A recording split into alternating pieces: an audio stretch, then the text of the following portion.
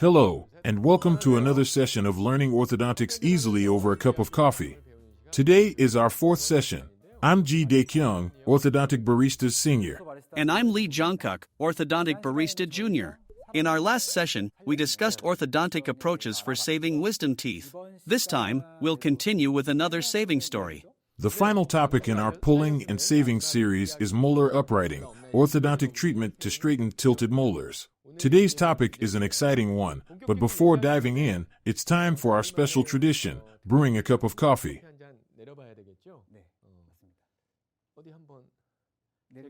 Shall I add a rhythm for you? Let's try this.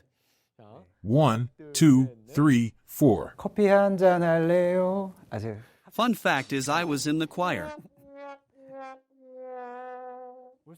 For today's coffee, Orthodontic Barista recommends something to invigorate those feeling worn out, just like straightening tilted molars brings balance. It's the perfect cup to recharge your day. Today's coffee is Mazagran. The name might sound unfamiliar, but Mazagran is a coffee originally from Portugal and is popularly enjoyed during the hot summer months. It includes a splash of lemon juice, giving it a refreshing tangy flavor. This zestiness helps beat the heat and energize your day, making it the perfect vitality coffee.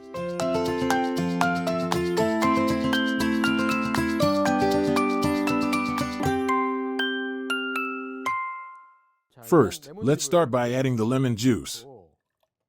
Looking at the recipe, what do you think? It seems like it'll be a bit tangy, but since I love sweet flavors, I'm going to add some sugar. You're indulging in sweet Dalgona coffee and now adding more sweetness? I'll stick with the sour taste. Oh, really? Don't regret it later. Will it be too sour? Then, I'll add 1 scoop of ice. Next, you'll need to fill the glass with ice and decorate it with a lemon slice. After that, pour in the sparkling water. I like the fizzing sound.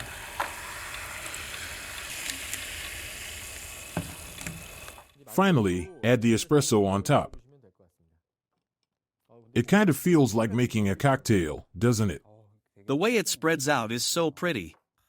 It's exciting. Shall we give it a taste now?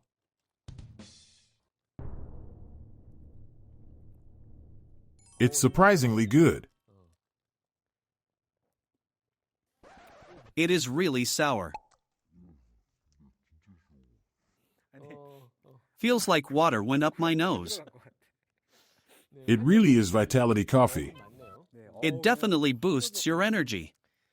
For those watching, enjoy a cup of coffee with us and recharge just like we're doing now. This is so funny.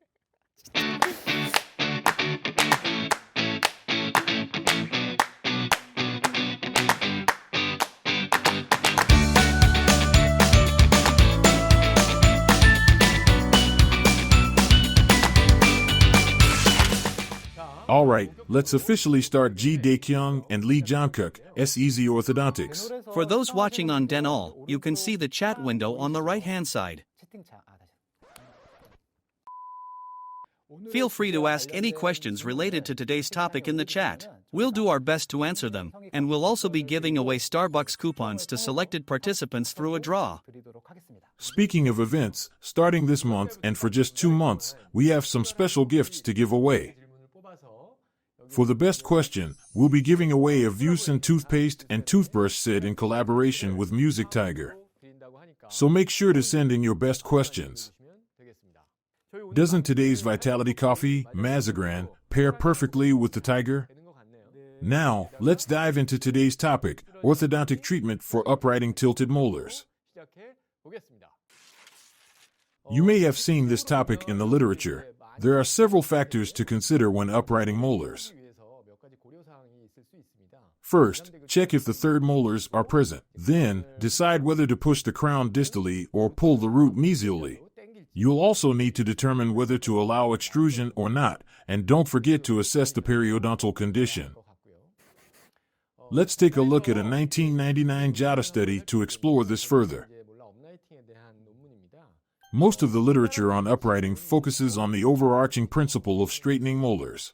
While the principle remains consistent, there are numerous ways to design treatment approaches. So, you can explore various designs for this purpose. A key tip when designing is to utilize multiple helices, ensuring the mesial part of the second molar is upright while the distal part undergoes intrusion. As much as possible, incorporating a tip-back bend into the design is common. Those types of springs are often seen in textbooks, and during my residency, I tried making and placing them, but it was quite difficult in the oral cavity. If you insert it into the tube first, the rest of the spring ends up pressing down completely on the vestibule. At first, I didn't have the knack for it. What about you? It's quite tricky to place, isn't it? When adding additional motion, there are some tips that might help. Since we need to activate it anyway, the same applies to intrusion arch wires. Personally, I prefer placing a cotton roll in the vestibule area first, then inserting the tube in the posterior region. Allowing the activated wire to press down on the cotton. Regarding the design, as I briefly mentioned earlier, if you look at the first, second, and third cases, you can see the deep consideration behind applying orthodontic forces as gently as possible. Later, we'll showcase a variety of creative appliance designs in our case presentations. I believe you'll be inspired to come up with your own innovative designs as well. Let's look at a few more examples. This one is from a 2007 study, and it also focuses on appliance designs for molar uprighting. The designs are quite similar overall. The main focus is that the anchorage is shifted to the anterior region. Even though it's just about uprighting a single seventh molar, I personally believe it's crucial to carefully check the occlusal relationship during every patient visit. As orthodontists, when I look at these designs, I always think about intrusion wires. They look almost identical, don't they? It's important to observe the vertical aspects of the anterior teeth, especially to avoid any surprises during treatment. This study is from KJO, a Korean journal. It focuses more on finding ways to expedite the treatment process than appliance design. So in this case, the approach involves using screws to apply traction. I think this method might be applicable when extracting wisdom teeth. The idea seems to involve performing a corticotomy around the seventh molar area to accelerate the process. According to the study, this approach does indeed speed up the treatment as intended. We'll discuss this further later on. Next, let's look at the uprighting method using mini screws. When applying uprighting force, the degree of tipping and the level of locking appear to influence the tip-back moment. Instead of getting caught up in complex terms like tip-back and moments, let's simplify it. If a tooth is too tilted, it's harder to upright it.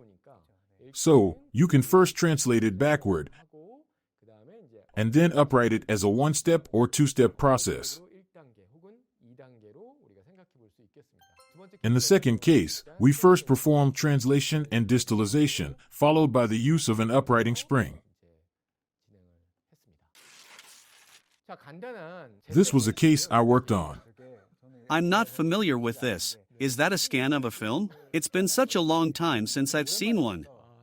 And it's not easy to find. I'm embarrassed to admit it. Even after 18 years in the field. Looking at these cases with you makes me feel like a beginner again. You are much younger. Back then, I used a microimplant to pull the molar backward, which is quite a simple and straightforward method. The screw is here, right? How do you usually remove it? I'm not sure if this will be helpful, but in some cases, screws do not come out easily with a hemistart. However, there are instances where they're difficult to remove.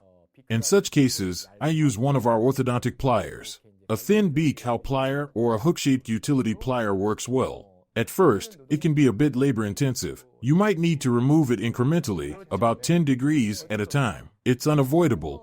We spend a lot of time learning how to place things like brackets, but no one really teaches us how to debond. Honestly, it's something we take for granted, but people who are new to this often find it very intriguing. Anyway, moving on to another case from back in the day. As you can see, the 7th molar is significantly tilted. The degree of tipping isn't small. As mentioned earlier, this can be considered a form of translation. The molar was pulled slightly backward, and helices were used. At the time, it was right after my residency and during the early stages of opening my practice. I remember having fewer patients, so I spent a lot of time looping wires and experimenting. Is that a kangaroo wire by any chance? Do you know about kangaroo wires? During my residency, my professor primarily used kangaroo wires. Did you know they've been discontinued? They're no longer available now. Someone asked us to find them, and we tried. But they're out of production now. These days, we occasionally make springs using SS wires and heat treat them with a torch. Since you keep mentioning it, you feel unfamiliar to me. It's been so long since I've seen them. Let me explain something here. If you look at this photo, you can see that open coils tend to slip out easily. When you need the wire to move backward, you have to extend it to allow for proper placement.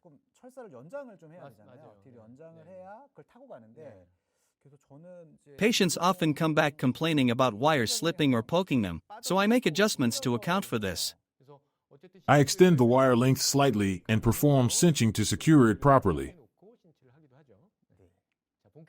Let's get started with today's case. This patient has their 4th teeth on both sides but is missing the 5th and 6th teeth. We'll skip over the diagnostic details and go straight to the results. This is how the treatment turned out. If you've seen episodes 1, 2, and 3, you'll notice that cases often take around 3 years. I have to be honest about this because if I only show successful or quick cases, it could give a false impression. This particular treatment took quite a long time, 48 months to complete. The patient is a young male. This patient said he would never undergo orthodontic treatment again. It is uprighting case that also involved protraction. The goal was to place just one implant and manage the rest by pulling the teeth.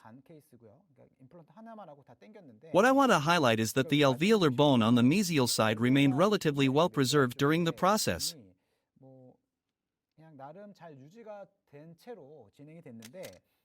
The next case is quite similar to the one mentioned earlier. While the missing teeth differ slightly, the overall pattern is comparable. In this case, the 7th and 8th molars are tilted, and the 6th molar is missing. If you look closely, the alveolar bone level, even after uprighting, didn't seem likely to follow the uprighting movement.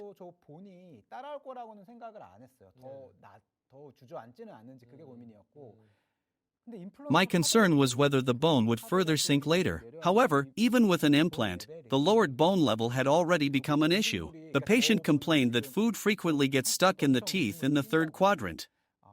I didn't think orthodontic treatment alone would resolve that issue. I didn't think placing an implant would fully resolve the issue either. I'm not sure what others might think, but in this case, we decided to proceed with orthodontic treatment. The patient was also quite eager to explore this option. We carefully performed uprighting and protraction.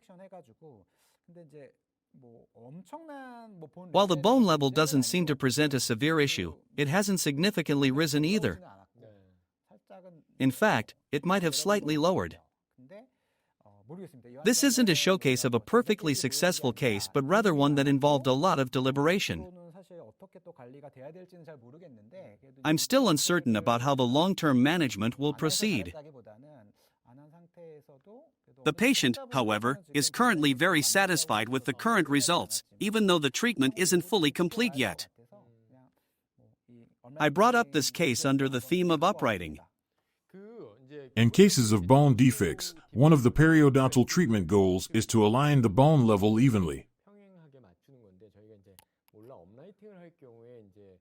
With uprighting, we sometimes achieve effects similar to distraction osteogenesis, where bone is pulled upward to increase the bone level.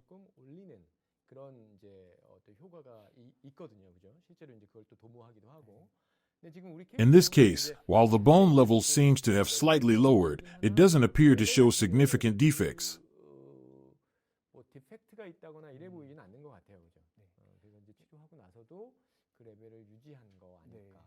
So, perhaps the periodontal treatment helped maintain the bone level afterward.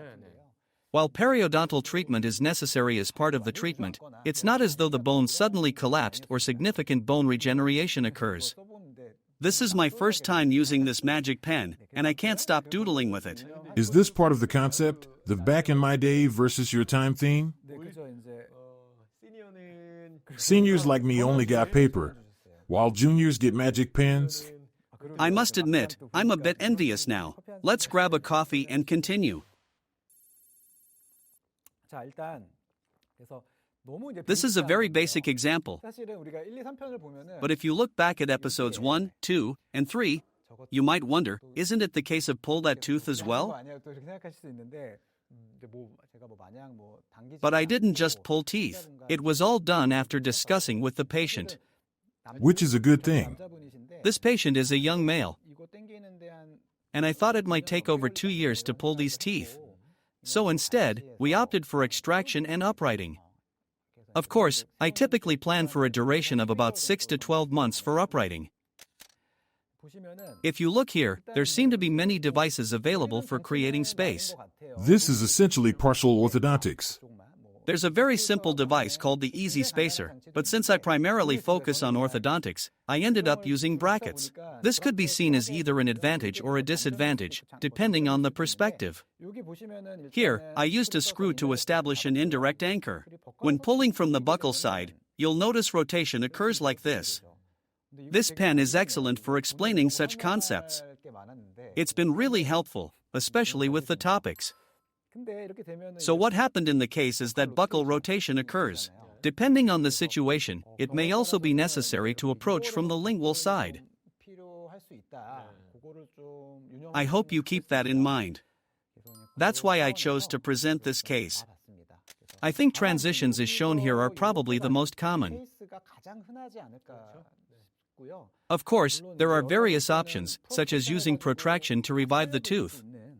It is similar to the approaches we discussed previously. It's good to be aware of these approaches options available. In my experience, the most common cases I've encountered involve mandibular molars that simply tilt, while maxillary molars tend to rotate mesially and tilt inward.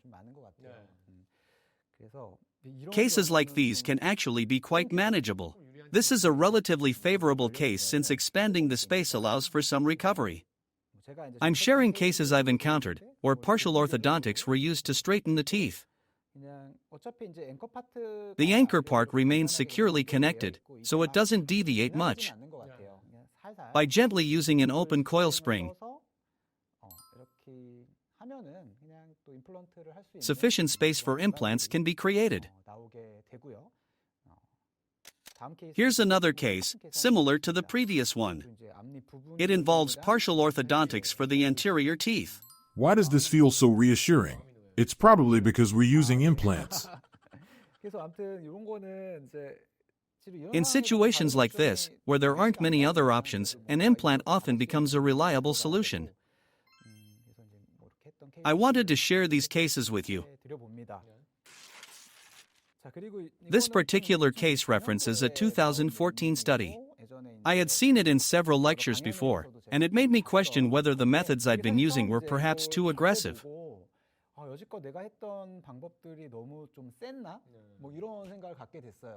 We use various wires for uprighting. But after reading this paper, I realized that even light wires could effectively achieve uprighting, something I had overlooked.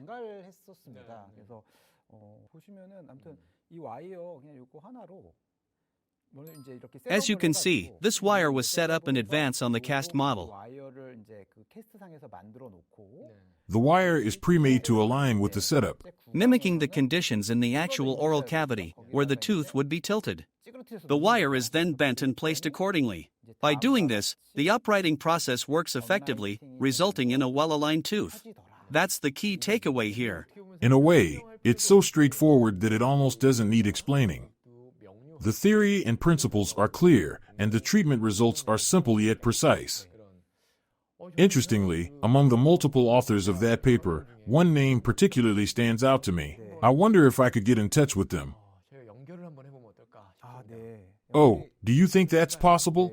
Yes, I heard she is currently in the US. Shall we try to connect with her? A live call to the US at this time? Professor Kim Min-ji, are you there?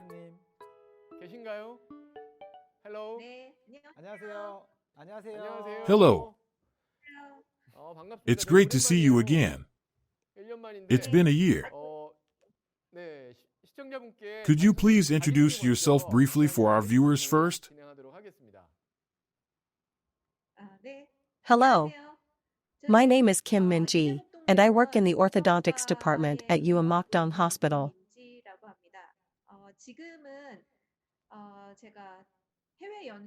Currently, I'm on an overseas research fellowship at Ohio State University.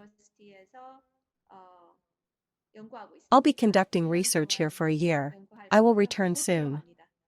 It is impressive. And it is great to have you with us.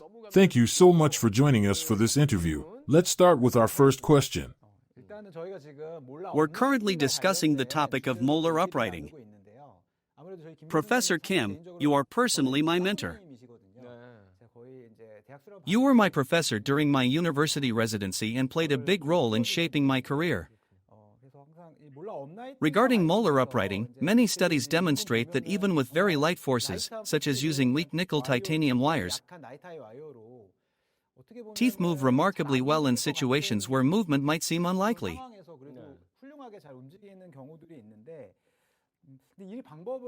Is this a method you still frequently use? I'm currently applying this method to all molar uprighting cases. Surprisingly, we've been using much stronger forces than necessary. We learned from textbooks that molar uprighting can be achieved with very light forces. Now, we're using even lighter forces than what was described in the studies at the time. It's likely that the forces we currently apply are even gentler than those used in the papers.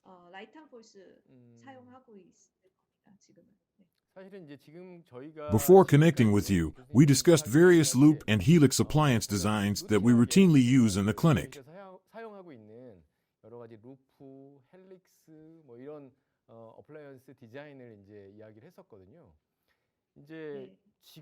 This approach is quite simple and straightforward. But are there any concerns during treatment, such as buccolingual stability, vertical stability, and TFO? Using very light forces might reduce the likelihood of TFO. But of course, some degree of TFO is inevitable during uprighting. However, the severity seems significantly reduced in these cases. Yes, even with a buccal-only approach, we can achieve quite good results. In some cases, we combine it with a lingual approach as well. When the uprighting distance is significant or distalization is required, we sometimes use both buccal and lingual approaches. If rotation is necessary, we might use a lingual attachment instead of a buccal one. It really depends on the situation, and we adapt accordingly. So, do you generally use this method even in cases with significant tilting, unless there are specific contraindications? Exactly. This method is highly adaptable, since the bonding position isn't restricted to the bracket placement. You can bond it anywhere suitable, even while checking the bite. This makes the application range very broad. You mentioned using light wire sizes. What size do you typically use? We usually use 0, 2 nickel titanium wires for molar uprighting, but we don't go beyond 0.16. Most cases are completed with 0.14. Occasionally, When there is significant TFO, nickel titanium wires can fracture. In such cases, we use slightly thicker wires with smaller activations. Professor Kim, as a final note, what advice would you give to dental practitioners watching this who want to replicate this design? We usually begin by setting up the model to design the uprighting and determine the amount of movement needed.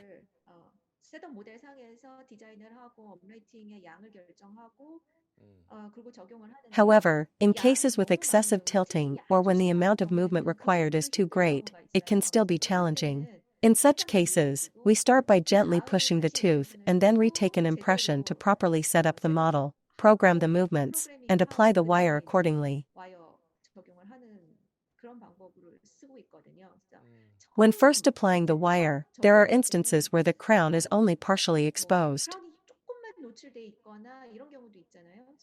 In those situations, we don't program 100% of the movements from the beginning.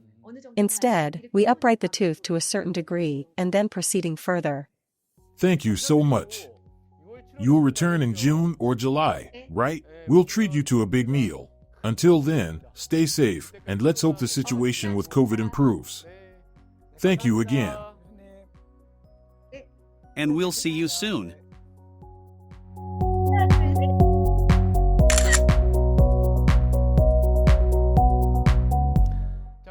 Now, let's move on to the next case. Let's quickly go through this. Typically, this is the kind of design where a firm wire is used with an open coil to push the tooth backward. This was referenced in one of the papers we looked at earlier, cases where the goal is simply to push it backward. There are so many designs available, as we mentioned earlier, including approaches where you push the tooth backward and then upright it. This was a case I worked on during my residency. It's essentially the same, you push the tooth backward and then upright it. Of course, during uprighting, it's challenging to completely avoid extrusive movement. Of course, there are many designs that can prevent this. But to explain it simply, we used this type of wire. What kind of wire is it? And what role does it play? Initially, I used TMA, but now I'm using SS wires. It's essentially the same as an uprighting spring, but with an added feature to attach elastics. By doing so, it presses down on the vestibule, and we forcibly lift it upward.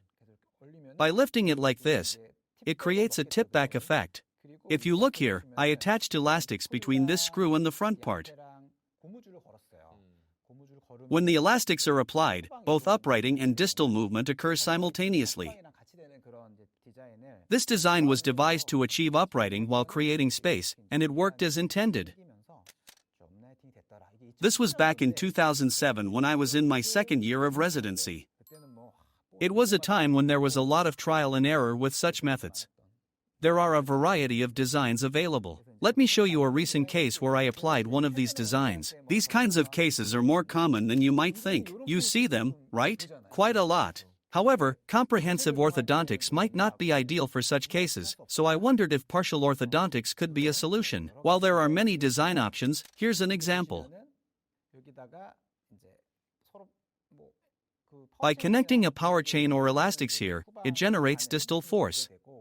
When applied intraorally in an activated state, lifting it and hooking it in place creates a tip-back effect. By combining these two principles, as you can see, this design worked out well in this case. To refine the occlusal detailing, we used the previously placed screw as an indirect anchor and connected it with a wire for added precision. As you can see here, the space created allowed us to focus on this section with partial orthodontics.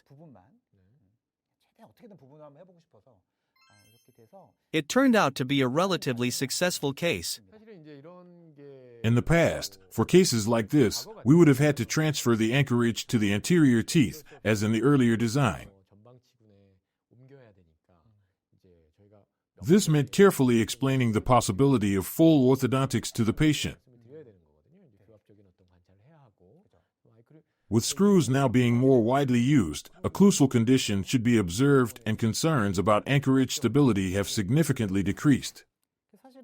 Although there are many papers on the subject, having two screws can help control extrusive forces more effectively, even if not perfectly. Using two screws allows for better application of both uprighting and slightly intrusive forces,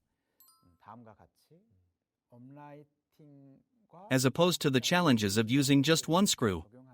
Reflecting on the earlier phone interview, I've realized that the more I think about design complexities, the more I feel we should aim for simplicity in our approaches.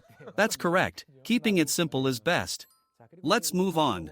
For cases where the tooth is tilted lingually rather than forward, the most basic approach is to insert a 016/022 auxiliary nickel titanium wire, commonly referred to as erect wire,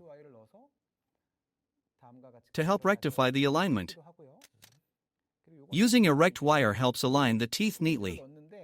In cases where an auxiliary wire is needed for additional distal movement, resin is applied to create anchor points for elastics. Resin is first applied to the anterior region to attach elastics, and then additional resin is applied at the necessary points for elastic application. This setup facilitates distal movement, allowing the tooth to move backward along with others. It's a versatile method often utilized. If the tilt is more pronounced, there are several options. One approach is to place a screw on the buccal side to pull the tooth, while placing two screws ensures parallel movement in cases where the tooth is tilted mesially. A single screw can still provide vertical control and other advantages. In some situations, the wisdom tooth needs to be extracted anyway. As I mentioned when the patient was under anesthesia for wisdom tooth extraction, we opted for the quickest possible method as the patient had limited time in Korea. This patient resides abroad. And here you can see the results at 2 and 5 months. The tooth continued to show progress, reaching this stage by the 8th month. At that point, we had to stop as the patient needed to return to the US. We finalized the case with sufficient contact with the maxilla. What did you all think of this case? I've shared various principles for molar uprighting, along with numerous appliance designs and ideas we've explored together.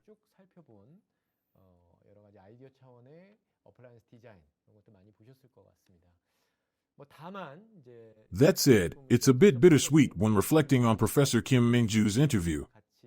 It all wrapped up so simply that I'm left wondering if we even had enough content to fill 30 minutes. Nonetheless, I want to take this opportunity to sincerely thank Professor Kim again. Wishing everyone a refreshing and energetic afternoon.